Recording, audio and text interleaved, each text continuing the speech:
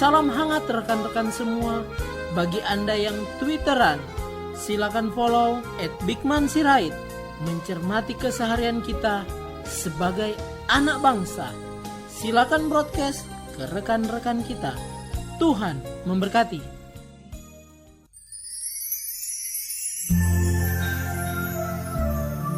Salam sejahtera para pendengar yang terkasih. Selamat bertemu kembali dengan Yayasan Pelayanan Media Antioquia yang didirikan oleh Pendeta Bigman Sirait untuk melayani Tuhan Kepala Gereja melalui media.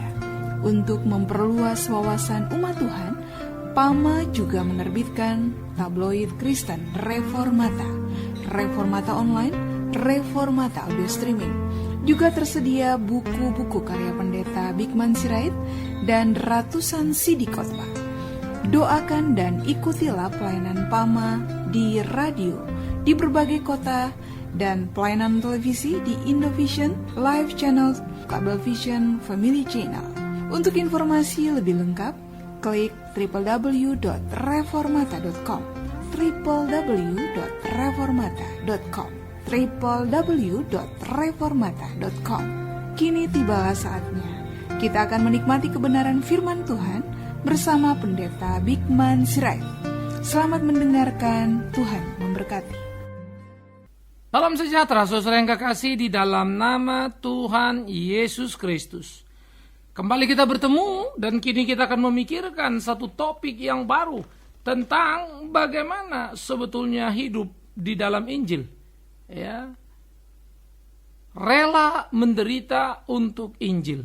Nah ini menjadi menarik saudara, karena manusia masa kini adalah manusia yang justru berusaha dengan segala cara meningkatkan penghasilannya, kekuatan ekonominya untuk menghindari apa yang disebut menderita, bukan?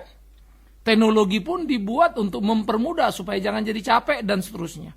Nah di tengah semangat seperti ini, maka isu tentang penderitaan dan rela menderita dalam kekristenan sudah barang pasti menjadi isu yang tidak populer. Nggak ada yang mau. Itu sebab orang Kristen berbondong-bondong untuk pergi mendengarkan berita sukses, bahagia, tidak menderita, kaya raya, tak sakit. Semua akan pergi ke sana. Tapi mendengar kemurnian Injil yang sesungguhnya, sudah orang tidak suka. Orang suka Injil modifikasi atau Injil yang justru sudah berjalan terbalik, berbalik arah begitu ya. Tapi Injil yang murni, Injil yang sejati, semakin berkurang yang menyukainya.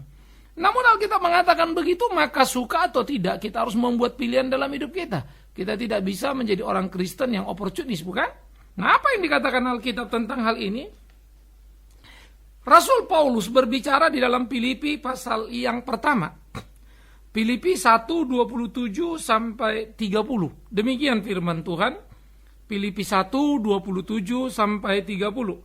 Hanya hendaklah hidupmu berpadanan dengan Injil Kristus, supaya apabila aku datang aku melihat, dan apabila aku tidak datang aku mendengar bahwa kamu teguh berdiri dalam satu roh dan sehati sejiwa berjuang untuk iman yang timbul dari berita Injil, dengan tiada digentarkan sedikit pun oleh lawanmu. Bagi mereka semuanya itu adalah tanda kebinasaan, tetapi bagi kamu tanda keselamatan, dan itu datangnya dari Allah. Sebab kepada kamu dikaruniakan bukan saja untuk percaya kepada Kristus, melainkan juga untuk menderita untuk Dia, dalam pergumulan yang sama seperti yang dahulu kamu lihat padaku dan yang sekarang kamu dengar tentang aku. Saudara-saudara, ini menjadi amat sangat menarik bagaimana Paulus mengingatkan kepada jemaat di Filipi. Dikatakan apa? Hendaklah hidupmu berpadanan dengan Injil Kristus. Saudara, sudah barang tentu semua orang percaya hidupnya harus berpadanan dengan Injil Kristus. Sudah barang tentu semua orang percaya harus hidup seperti apa yang Kristus mau, sehingga betul-betul kehidupan mereka menjadi kehidupan yang bermutu, satu kehidupan yang punya nilai, yang memberikan arah kepada setiap orang untuk berjalan di jalan yang Tuhan kehendaki. Nah, oleh karena itu dikatakan, hendaklah hidupmu berpadanan dengan Injil Kristus. Karena Paulus rindu ketika dia datang, dia bisa melihat. Dan ketika tidak datang, dia bisa mendengar bahwa orang-orang Kristen di Filipi berdiri dengan teguh. Di dalam satu roh, sehati, sejiwa, berjuang untuk iman yang timbul dari berita Injil. Jadi kalau memang betul orang Kristen, orang beriman, maka dikatakan iman itu akan menumbuh kembangkan. Kemampuan bertahan yang luar biasa, kemampuan menyerang yang begitu agresifnya, dan membuat orang Kristen hidup dalam kesatuan yang utuh yang didemonstrasikan sebagai tubuh Kristus, yang sehati, sejiwa, sepikir, berjuang itu. Nah, pertanyaan pertama tentu adalah, bisakah kita menemukan, bisakah kita menyaksikan dalam kehidupan masa kini, gereja atau orang Kristen yang sehati, sejiwa, sepikir itu? Makin hari makin sulit, saudara. Segereja gampang, sehobi gampang, sepelayanan gampang, tapi sehati sepikir, nanti dulu. Sekelompok orang melayani, 8 orang melayani, 8 maunya, 8 arahnya. Kalaupun damai, lebih karena tidak mau ribut, bodoh aja, diam aja, ya jadi nggak ada keributan, bukan? Tetapi sebetulnya ada kesalahan yang dipendam, didiamkan, sehingga kelakanakan kelihatannya damai, padahal tidak. Artinya apa? Kita mulai membalut dengan kepalsuan. Itu disebut Alkitab munafik, bukan? Jadi sebetulnya kita sedang berbuat dosa dalam kebersamaan yang sepertinya sehati, sejiwa, sepikir itu. Karena kalau betul orang bisa sehati, sejiwa, sepikir, maka indahlah hidup dan mudahlah pelayanan. Di mana indahnya? Di mana mudahnya? Indahnya adalah bagaimana kemudian kita hidup seperti kehendak Allah. Indahnya adalah bagaimana kita melakoni hari-hari kita sehingga di dalamnya sungguh Tuhan dipermuliakan. Maka itu akan menjadi sesuatu yang indah karena hidup kita bernilai. Indah dilihat orang, indah diperhatikan orang karena berkualitas. Tapi di situkah kita? Nah, itu persoalannya.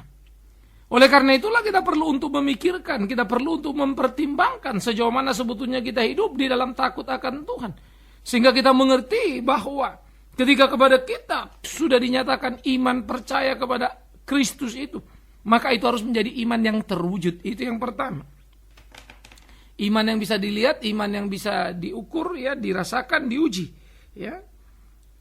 Nah, di dalam prinsip seperti ini, pertumbuhan yang berdasar kepada dasar iman yang kuat akan tumbuh dan menjadi kuat. Sehingga yang kedua dikatakan bahwa ketika dia punya daya serang tadi adalah bagaimana hidupnya menarik. Ini kalau istilah bola begitu ya, menyerang agresif, bermain indah gitu. Sehingga bikin gol, bukan nyerang tanpa gol ya, menyerang dan membuat gol. Nah, bagaimana dia kemudian ketika melakukan itu? Ya, dan Paulus bisa melihat itu waktu dia bersama-sama, tapi dia bisa mendengar itu waktu nggak sama-sama, karena orang-orang di Filipi bisa hidup sesuai dengan ajaran Kristus. Bukankah itu indah? Dan orang-orang di Filipi bisa sehati, sejiwa, sepikir untuk berjuang bersama menghadapi pernak-pernik kehidupan yang tidak sederhana. Nah, baru yang kedua dikatakan, engkau menyerang dengan agresif, tetapi awas, engkau harus mampu bertahan dengan baik, bertahan dengan kuat, sehingga engkau tidak digentarkan sedikit pun oleh lawanmu. Nah, ini menjadi penting. Bagaimana engkau tidak digentarkan sedikit pun oleh lawanmu, menjadi sesuatu yang perlu. Sehingga dengan demikian, kamu bisa memainkan peranmu, sehingga engkau bisa memainkan apa yang menjadi bagianmu, sehingga bagi mereka semuanya itu adalah tanda kebinasaan. Tetapi bagi kamu tanda keselamatan, dan itu datang dari Allah. Terhadap berbagai serangan yang datang dari luar, justru kamu menunjukkan kualifikasi kamu, kehebatan imanmu, hidupmu seperti orang yang mengenal Tuhan, hidupmu yang mencerminkan pengenalan itu, sehingga hidupmu menjadi hidup yang berkenan kepada Tuhan itu. Nah, ini yang Tuhan mau. Punyakah kita, adakah itu pada diri kita? Nah, ini menjadi persoalan serius, saudara. Nah, mestinya itulah yang kita miliki dalam hidup keimanan kita, bagaimana kemudian bagian-bagian itu menjadi satu bentuk aktual dalam kepercayaan keimanan kita. Nah, saya pikir ini menjadi gugatan penting bagi tiap orang Kristen. Pertanyaan serius bagi kita adalah, apakah saudara, saya, kita, kalau orang lihat, orang tahu bahwa kita hidup dalam Tuhan? Nah, itu pertanyaan menarik tuh. Kalau enggak kan menjadi lucu juga. Lalu kita merasa kita sudah Kristen, kita merasa kita sudah dekat dengan Tuhan. Padahal orang bilang, saya gimana bisa lihat ya, saya enggak lihat. Bagaimana saya bisa tahu ya, saya enggak merasa itu bahwa dia betul-betul seperti apa yang dikatakan. Nah, jadi saudara-saudara yang kekasih di dalam Tuhan, ini menjadi penting untuk kita perhatikan, kita pahami bersama. Ya. Sehingga bukan menjadi hanya sebuah teori-teori kosong tentang kekristenan, tetapi bagaimana prinsip hidup yang teruji, yang terlihat tadi itu. Dihadap berbagai hal, kesulitan-kesulitan yang dikatakan bagi mereka tanda kebinasaan. Karena apa? Kita menjadi berbeda dengan dunia. Kita akan diolok-olok. Lebih baik rugi dalam kejujuran daripada untung di keberdosaan. Nah berat ya? Sulit ya? Kita tidak mengikuti cara-cara dunia, kita tidak melegalistik cara-cara dunia. Nah ini yang jadi penting, saudara. Saya tidak takut mau bicara apapun.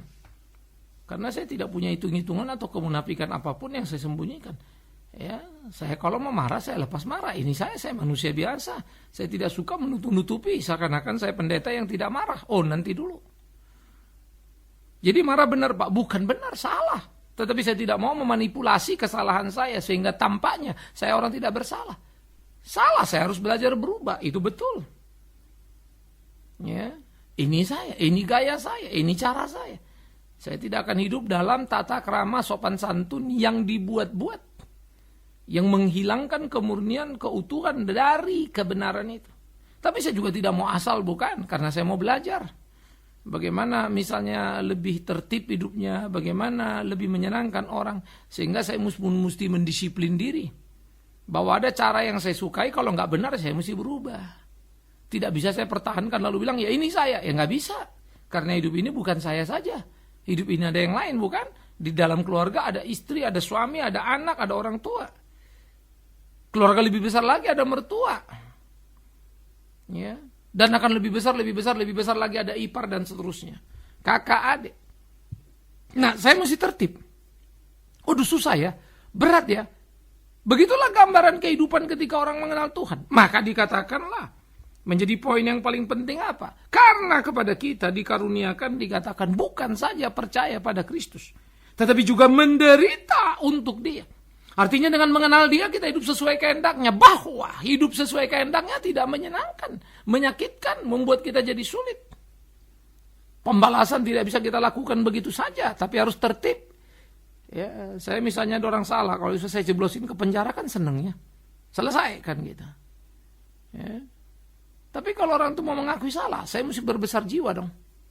Ya, kalau bisa damai, kenapa mesti penjara kan begitu. Tapi disiplin, ayo kita disiplin. Tapi kadang-kadang antara mendisiplin ya dan emosi yang berlebih memang bisa jadi beda-beda tipis. Belajar menjadi orang yang bertanggung jawab.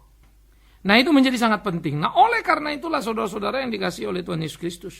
Ini menjadi bagian yang kita pikirkan, kita matangkan. Sehingga dengan demikian kita bisa sungguh-sungguh melakukan apa yang menjadi kehendak Tuhan. Dan di dalamnya sungguh-sungguh kita memahami kebenaran itu untuk hidup seperti apa yang menjadi kehendaknya. Ya.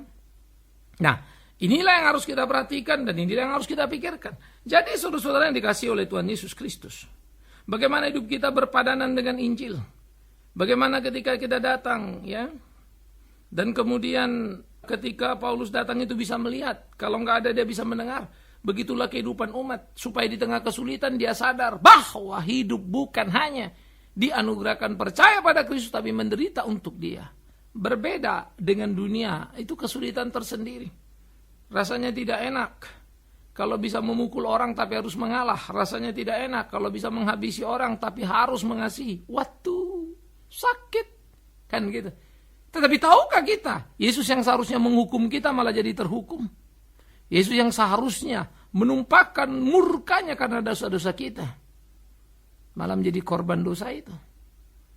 Kalau dia sudah melakukan itu, mengapa kita tidak? Tapi tentu tidak dalam nilai konyol, bukan? Nah oleh karena itulah saudara-saudaraku yang dikasihi oleh Tuhan Yesus Kristus, kita dianugerahkan bukan hanya percaya, tapi menderita untuk Dia. Dan menderita saya selalu gambarkan, tidak senantiasa kamu dipukul, tidak senantiasa kamu dilempar ke gua singa sana atau disakiti lainnya. Tapi memang menjadi amat sangat menderita. Bahkan dalam keseharianmu, kalau misalnya orang kaya banyak uang bisa beli apa saja, bisa lakukan apa saja. Tapi kemudian kau tidak hidup seperti gaya kawan-kawanmu yang kau tahu salah, sakit loh. agak terisolasi kita dari pergaulan kita, dari cara-cara hidup lama. Cara-cara hidup lamamu mulai kau abaikan, kau berubah, berjalan terbalik, lalu hidup dalam kebenaran. Tidak mengenakkan itu. Kalau kita kuat, ada orang mengkutak-katik kita. Istilahnya kita protes patah ini. Tapi kita harus kemudian menahan diri. Kan tidak enak, saudara. Tapi itulah kekristenan. Di sanalah kita harus hidup, di situlah kita bergumul. Untuk bisa menjalani, melakukan apa yang menjadi kehendak Tuhan dalam kehidupan ini. Camkan itu, pikirkan itu. Jalani itu sehingga sungguh kita bisa memenangkan pertempuran itu. Supaya sungguh di dalamnya nama Tuhan dipermuliakan. Jadi kita menerima anugerah keselamatan tidak berhenti, tapi juga anugerah penderitaan sebagai konsekuensi dari percaya kepada Kristus. Maka kita harus hidup seperti Kristus hadap. Dijalaninya penderitaan, masa kita mau lari? Tapi ada orang mulai berkata, dan seringkali juga khotbah-khotbah kita dengar, kita sudah percaya Kristus yang menderita bagi kita tidak lagi akan menderita. Kita percaya pada Kristus yang sudah menang, maka kita adalah pemenang yang tidak akan kalah. Satu sisi kelihatannya statement itu betul, tapi apa yang dimaksud di balik statement itu? Nah, itu yang jadi masalah. Karena Yesus berkata, kalau kau mau ikut aku, sangkal diri, pikul salib. Tentu saja kita tidak lagi menderita karena penghukuman si setan itu, karena setan sudah dikalahkan. Tapi dalam kesukacitaan yang besar, kita rela hidup sesuai kehendak Tuhan. Itulah derita, tapi derita yang membahagiakan. Absolutely paradoks. Dua hal bertolak belakang, tapi dua betul. Menderita, iya. Bahagia, iya. Jadi, sejauh mana sebetulnya kita menyadari anugerah yang sudah kita miliki dalam hidup kita?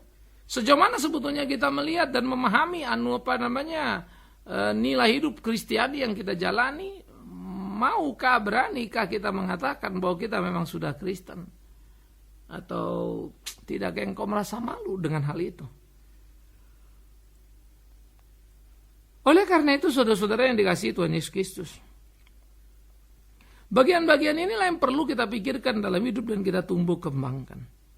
Bagaimana supaya semuanya itu berjalan dalam apa yang menjadi kehendak Tuhan. Sehingga hidup kita sungguh-sungguh hidup yang melakukan apa yang dikehendakinya. Saya pikir itu menjadi bagian yang penting dalam hidup keimanan kita. Sehingga hidup kita sungguh-sungguh menjadi hidup yang menghidupi kehidupan di sekitar kita. Karena kualitas moralitas kita, integritas kita. Adakah itu? Nah, itu harus menjadi pertanyaan, itu harus jadi bahan evaluasi yang terus-menerus kita lihat dan kita teliti. Maka Paulus, saya menjadi kagum adalah ketika dia berbicara tapi tidak berhenti. Dia meminta kepada umat supaya sadar bahwa percaya bukan saja anugerah percaya itu, tetapi juga menderita untuk Kristus, sumber yang kita percaya itu.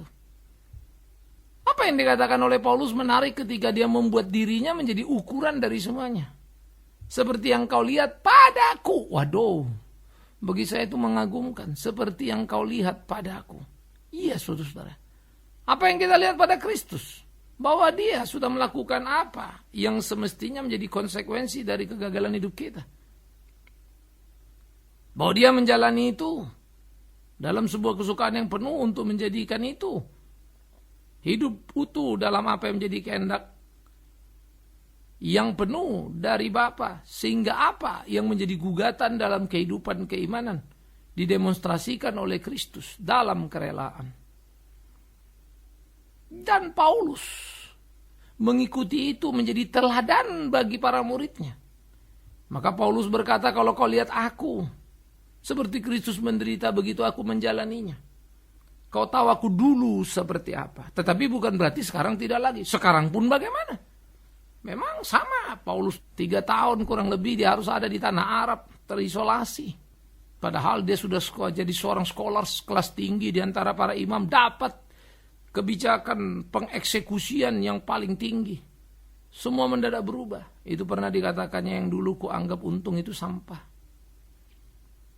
Tetapi kembali kepada Paulus, ketika pengenalan akan Tuhan sudah hidup pada dirinya. Lalu dia menjadi rasul yang meminta para umat itu berjalan di jalan Tuhan, tetapi dia menjadikan dirinya sebagai modelnya. Sekarang sama. Waktu Paulus juga bicara sekarang ini ketika menulis surat kepada orang di Filipi, dia sedang di dalam penjara. Jadi dulu dia menderita, sekarang dia menderita, tetapi dia tidak pernah merasa menderita karena penderitaannya adalah kesukaan. Terhormat bagi seorang Paulus menderita karena Kristus. Dia berbahagia karena boleh merasakan yang dirasakan Yesus. Adakah semangat itu masih hidup dalam kehidupan orang Kristen sekarang? Yang bolak-balik bicara Injil, yang bolak-balik bicara berita kesukaan, tapi ternyata tidak berani menjalani hidup dalam kesulitan dan kegetiran.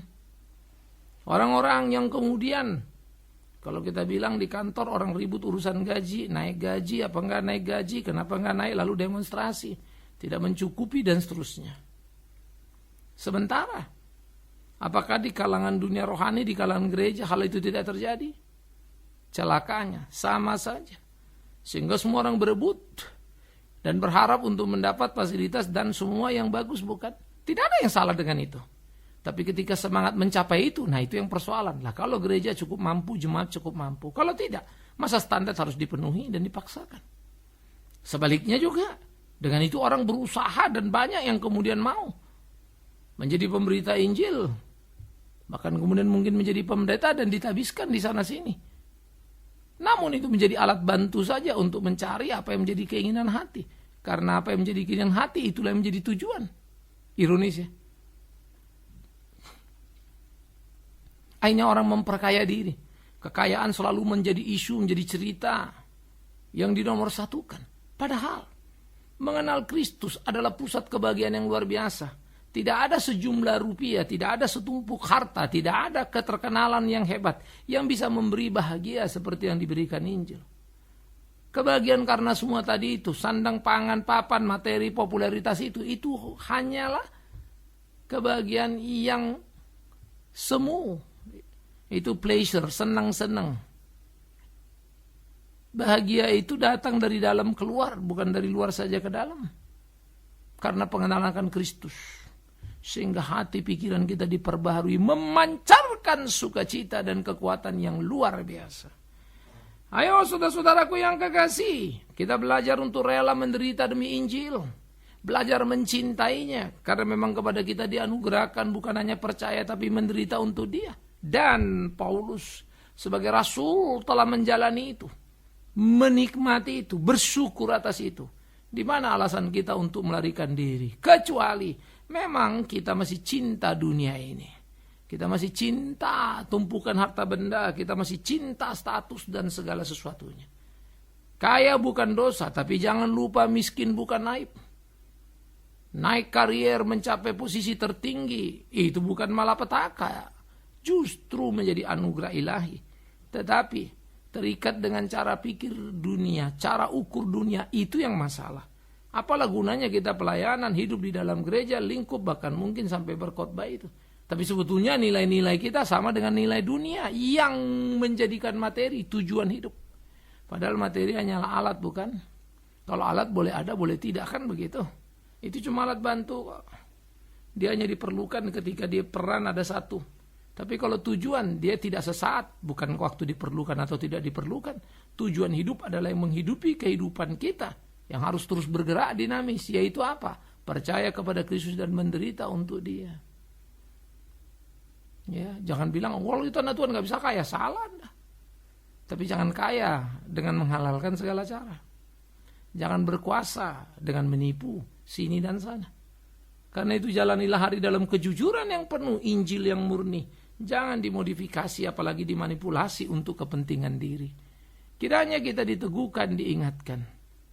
Kepada kita dianugerahkan bukan hanya percaya pada Yesus Kristus Tuhan, Injil hidup itu. Tapi menderita bagi Dia, menjalankan apa yang menjadi kehendaknya. Seperti yang dikatakannya, tidak semua orang menyebut namaku Tuhan, Tuhan masuk surga. Tapi mereka yang melakukan kehendak Bapakku. Kiranya kita ada di sana. Amin. Mari kita berdoa.